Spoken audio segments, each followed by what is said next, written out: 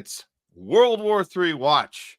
Let's just face it, it's already started. What we've been watching is a crumbling of the Western media narrative on BRICS and on the U.S. war machine, American imperialism, and how America and Europe, how we relate to the rest of the world. This has been a theatrical story told to us for years and years, and it's getting harder and harder to hold on to this. So we're going to look at what happened in China with the China summit, which involved many of these leaders that we have created these characters of dictators, of evil, the next Hitler, whether it's Xi Jinping, whether it's Putin. Putin's the next Hitler, wants to take over the world. You guys remember our North Korea friend as well. If you guys go back and watch Kim Jong-un's depiction in the movie The Interview, you can see, and that's from 2014. That's like a Seth Rogen film with James Franco. You guys can see the media machine, propaganda machine telling us that all these other dictators, all these other world leaders want to destroy America, want to destroy Europe, and want to take over the planet. That's going to be harder and harder for them to hold on to. And we're not the only ones figuring this out. They're figuring it out in France as well. So let's going to start with the France story, and then we're going to move into how we're responding to the China, Russia, India, and North Korea alliance going on right now. And we will call that BRICS because that's what it is. It's a new approach to how we go into this new world. This new, you can call it whatever, new world order. Are we going to do it in a singular polar way or in a multipolar way? And that's the part that our media is having a very hard time wrapping their head around. So let's start with what's going on in France right now. And the BBC News is reporting the French government collapses as MPs vote to oust the prime minister. Well, British Patriot on Twitter says French patriots flood the streets waving flags demanding Macron's resignation and France's exit from the European Union. Calls for a revolution intensify. Here's a shot coming right out of France in the last 12 hours here. Le pouvoir est à toi. Français, réveille-toi, le pouvoir est à toi. So why does it matter that the people in France are in the streets calling for Macron to exit? What is the significance of that? This is the same old. Have we seen this before? What exactly is crumbling? Well, we like the take that we saw here. This is actually very important because this goes back to the people aren't just upset at Macron personally. They are personally upset at him, but they understand they're actually further. It seems that the people in France are further along with understanding the psyop than we are here because we just have people in the street saying no kings, right? They say no kings, get rid of Trump, not fully understanding what this was put together very well by Wide Awake Media. Tweeted this out, preparing for and this is from a few months ago when they were preparing for the collapse. But this needed to be reposted because this is exactly what we're seeing happen right now with the protests in the streets. Europe's not preparing for war. It's preparing for collapse, which it sounds like is happening now. So I guess Wide Awake Media predicted this just a few short weeks ago. These elites in France, Germany, and UK aren't gearing up for a war with Russia because they care about freedom. They're doing it because their grip on power is slipping and fast. Their economies are breaking.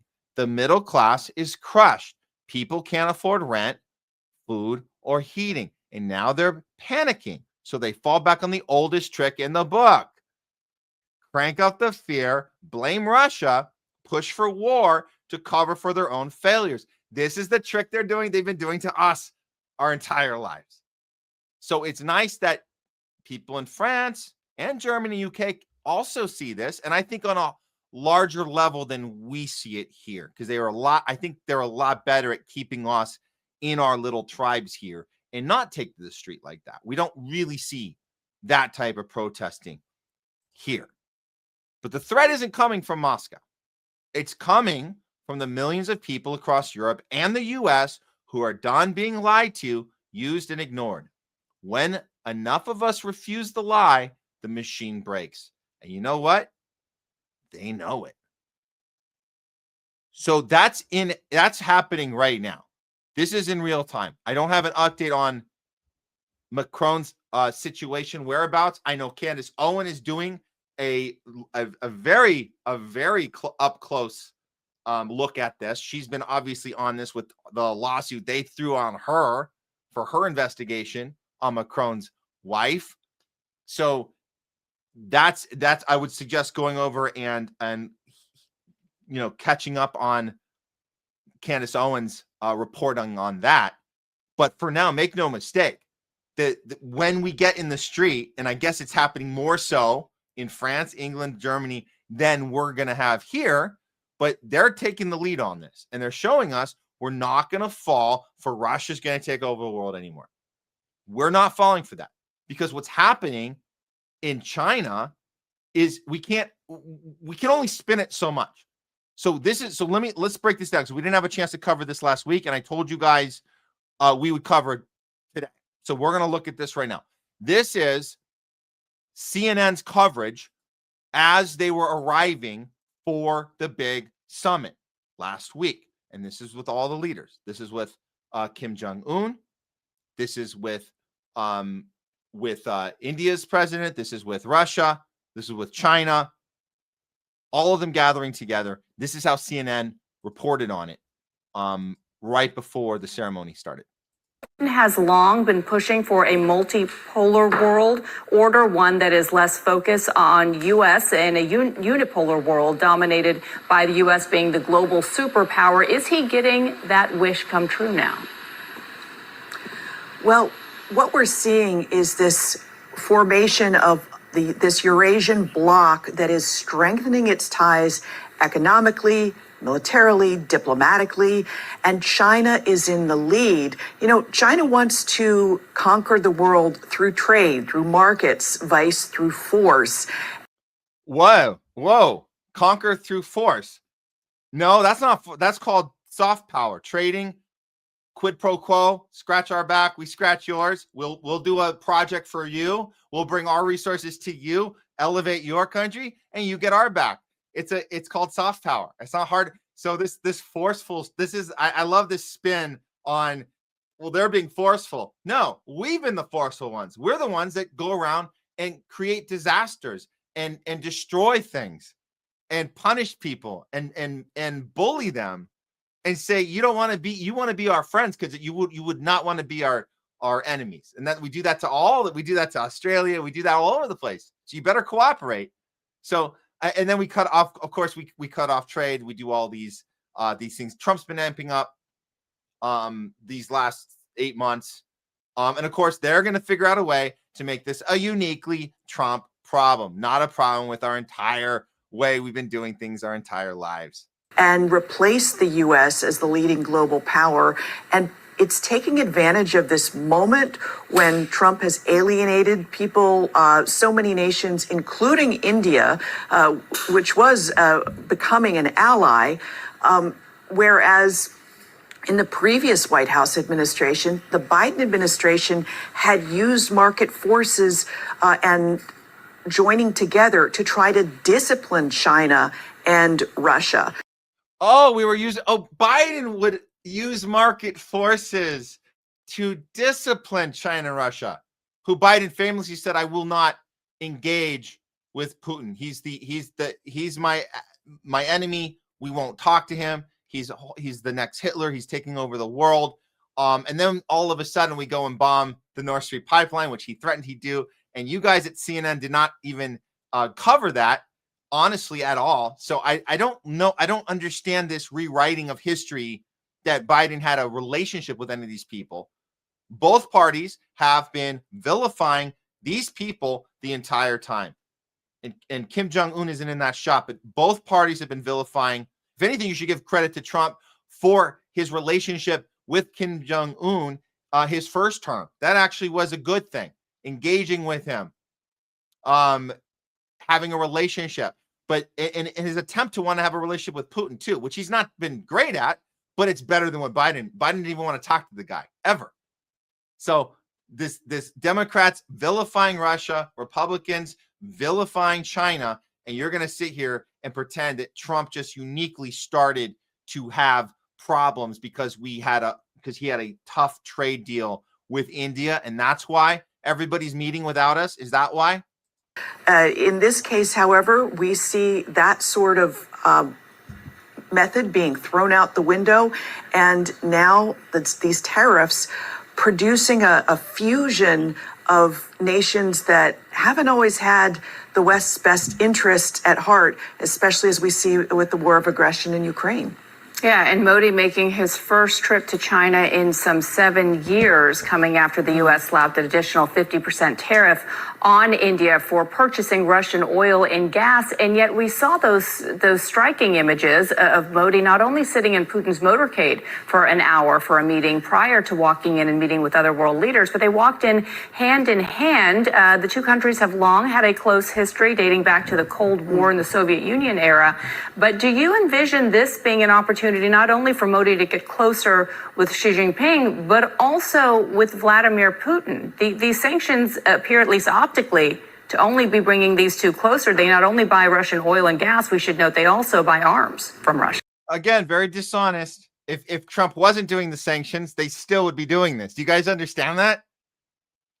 Trump had a hard play, right? He's the overbetter. He's the bluffer.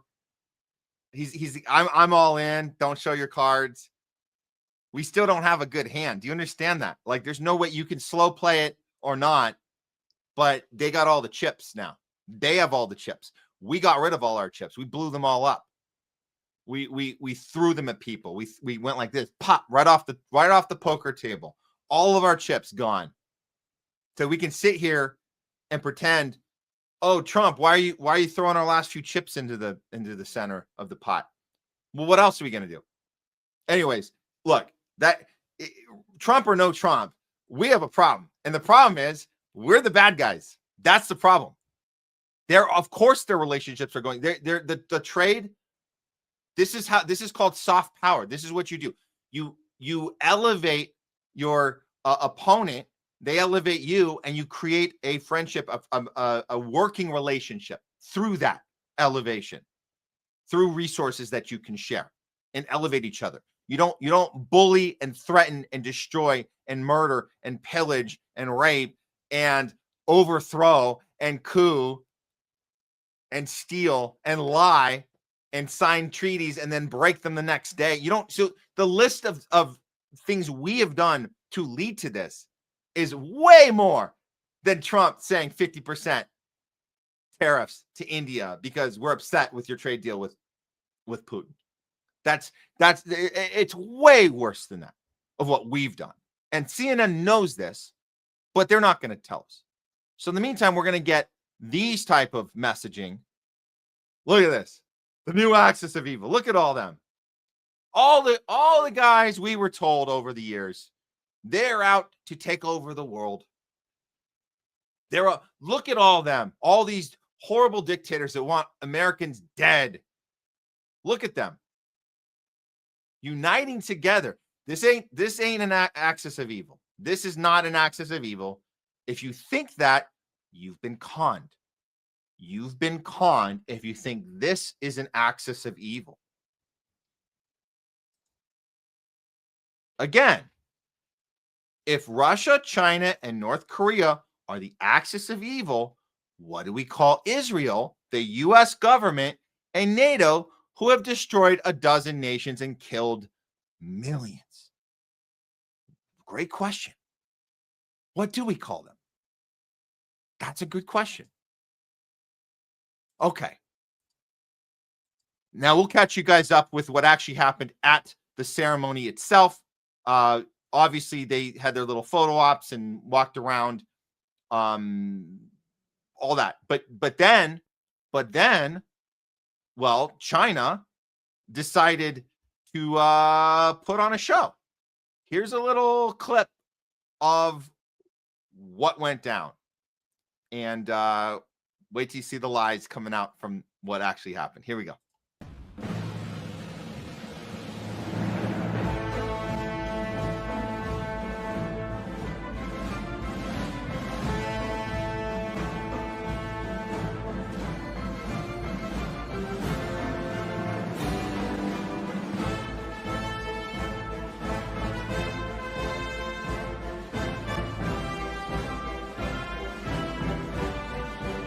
So as you guys are seeing, this formation, this presentation, it's everything that we delusionally think we have, but we don't.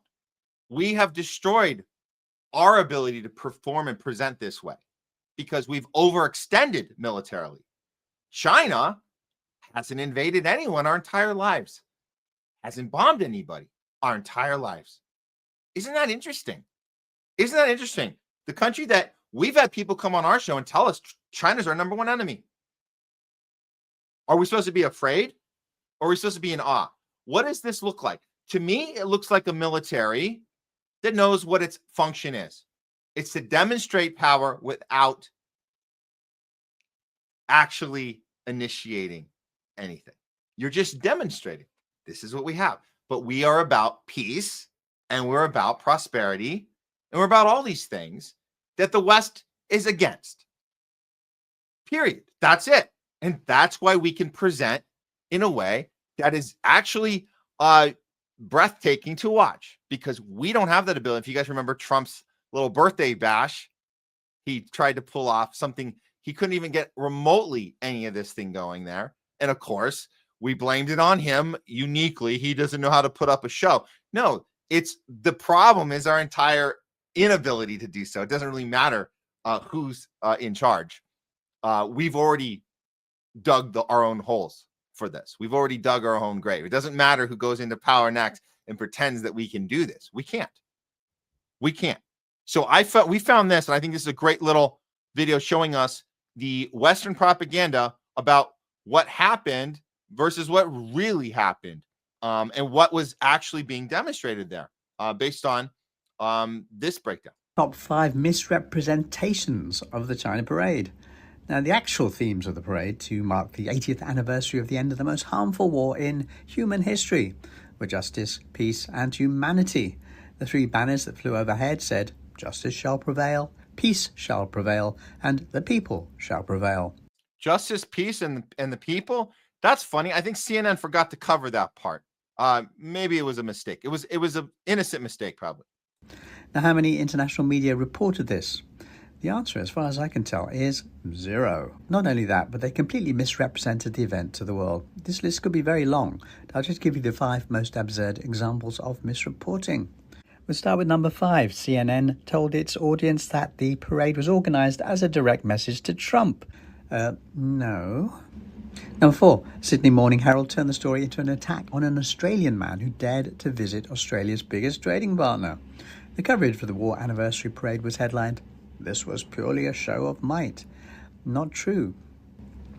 Number 3. The Guardian's Helen Davidson said that one of the key messages was that she wanted to annex Taiwan as Chinese territory.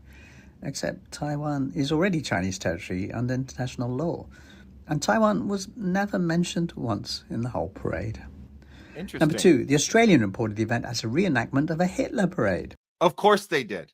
Of course they did. They always go with the Hitler parade. They always go with this. This is the same. You remember they did that with the Trump, the no kings. Trump was it was literally on his birthday. We had the No Kings March here in LA, and they wanted to equate him celebrating his birthday with Adolf Hitler. It's the oldest trick in the book. Anyone who falls for this shit, it's crazy. And you guys saw that other. Okay, let's see the number 1. This one will be interesting because this circles back to the problem with the Trump narrative that everybody here is going. It's insane. You know what? If you really want to get Trump, call him out on the narcissism of him thinking that this is to do with him at all. That this gathering had anything to do with us at all, because it actually didn't. That's the key. And if you really want to get Trump, report that honestly and say, dude, has nothing to do with you. We lost this race. We've lost this race. It's a multipolar world, multipolar economy, multipolar new, whatever you want to call it, new world order is coming. There's a new world order coming. What type is it going to be?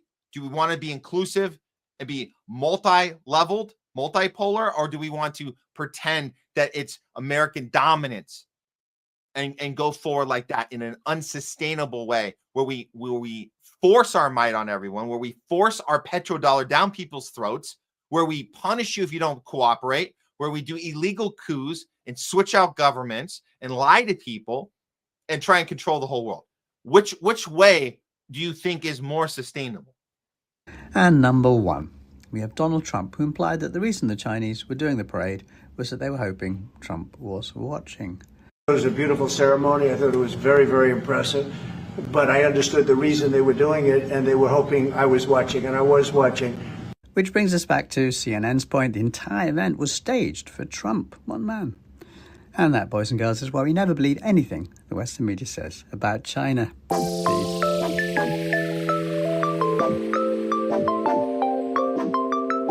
Very good. Now, look, again, I'll say this again. Why, if you want to get Trump, call him out on this. Why are our Western media outlets not confronting him on this, saying you're completely delusional, you're completely narcissistic? This has nothing to do with you. This is a statement against our entire system. They can't do that because their job is to protect the system.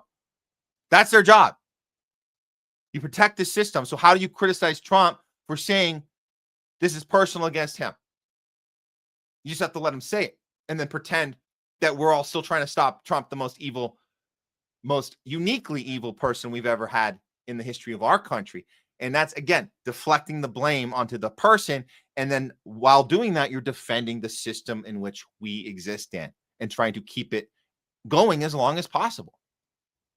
And then you, in the meantime, you got assholes like Jesse Waters on Fox insinuating we're going to punish more. We're going to do more punishing the way you guys didn't invite us to your party. We're going to punish you even more. Watch this. Putin's putting down a big old pipeline to China.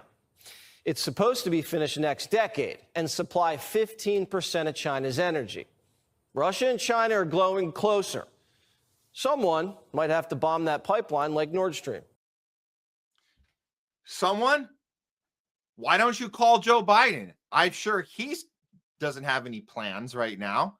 Get Joe Biden to come in. Team up with Trump. This could be awesome. You could unite the Democrats and Republicans together. You could say, hey, we're getting the band back together. Hell, throw Obama in there too. You got Obama, you got Biden, you got Trump. You get everyone together. Get Pete Hegseth, the Secretary of War. Look at this. This is now I bring up Hegseth. Look at this piece of S. Look at this. This is the guy. This is your Secretary of War. Look what he puts in his Instagram. War. Secretary of War. War. www.war.gov. War. This, and you want your guy, Donald Trump, to be nominated and receive the Nobel Peace Prize.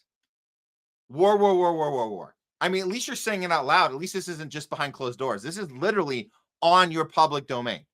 And again, the red flag should be if you are not seeing pushback at Trump for his excessive narcissism and war talk and pretending that the only reason that the BRICS leaders are gathering together is to spite him. If you're not seeing him being called out for that, then you know that the people that you're tuning in to get your news from, their job is to defend the system that he is complaining about, because he's also defending that system. He's trying to make it personal, and they're letting him do it. But make no mistake, China's winning this war. The war is not on the battlefield. The war is innovation, prosperity, peace, the sustainability, the ability for humanity to function without homelessness, without infrastructure problems, without these problems we have here. And this is, we're watching the fall of an empire in real time. And all we can talk about is war, war, war. And let's take out another Nord Stream pipeline. Someone's got to do it, right, Jesse Waters? And that's World War III watch.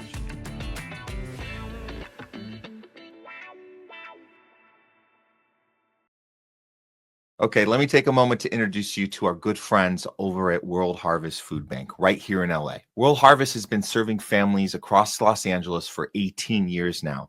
And they started with this simple idea: everyone deserves access to healthy, affordable food, no matter what they're going through. With their Cart with a Heart program, families can walk away with a full cart of groceries, fresh produce, dairy, meat, and pantry supplies for just a $50 contribution. That's for the entire cart. That same cart will cost over $300 at a typical grocery store. At World Harvest, everyone is welcome. They don't ask for income verification, ID, or any paperwork. No. Basically, their doors are open to anyone who's doing their best, but just needs a little extra push to get by. If you're an Angelino like me, you know the times have been tough here. First with all the union strikes, the LA fires, and now the ICE raids going on. It seems like we're living in a constant state of uncertainty. And that's why it's so important to support local charities like World Harvest, because they aren't just helping the community. They're an essential function in its very survival. World Harvest is located at Venice and Arlington. And right now, you can use our special discount code THL20 for 20% off your contribution amount at checkout. And if you're not in the LA area, you can still help out with a $50 donation, which will provide a full cart of food for a family by going to worldharvestfoodbank.org or scan the QR code for more info. Or you can just spread the word. Follow them online. Let people know they're here for them, because at the end of the day, it's about providing choice, access, and relief without barriers. World Harvest Food Bank. End hunger now.